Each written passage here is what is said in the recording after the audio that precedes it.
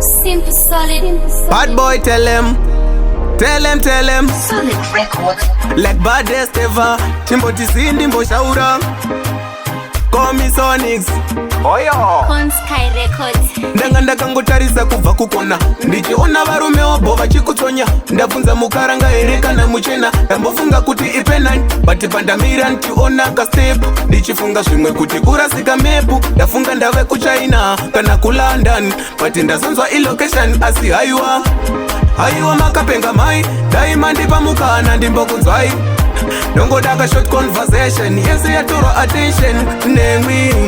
haiwa makapenga mai daima ndipamukana ndimbokunzwai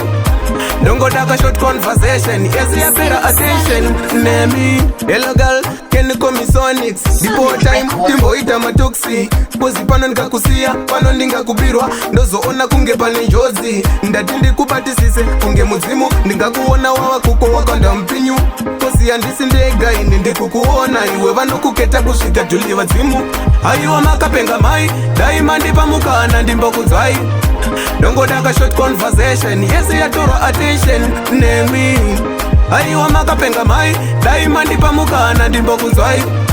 ndongoda short conversation yese yapera attention nemi wanna give you love you never break ukavuma uchaona vakutipa space vachiti ende avo vanodanana demwish kuita zvatinenge tavaisu girl wanna take you to the poolside ndoda kunokurakidza tofara paugama kana ukavuma uchandipa pride ndoita chidava dokunge bhili yatikama haiwa makapenga mai daima ndipamukana ndimbokunzwai ndongoda short conversation yese yatorwa attention nemwi haiwa makapenga mai daima ndipamukana ndimbokunzwai ndongoda short conversation yese yapera attention nemi hello girl can you call me Sonics before time timboita matoxi kozi pano ndikakusiya pano ndingakubirwa ndozoona kunge pane njodzi ndati ndikubatisise kunge mudzimu ndingakuona wava kuko wakanda mpinyu kozi handisi ndega ini ndikukuona iwe vanokuketa kusvika dhuli vadzimu haiwa makapenga mai daima ndipamukana ndimbokunzwai ndongoda short conversation yese yatorwa attention nemwi haiwa makapenga mai daima ndipamukana ndimbokunzwai ndongoda short conversation yese yapera attention nemi haiwa makapenga mai daima ndipamukana ndimbokunzwai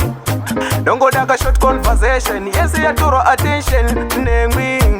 haiwa makapenga mai daima ndipamukana ndimbokunzwai ndongoda short conversation yese yapera attention nemi On Sky Records.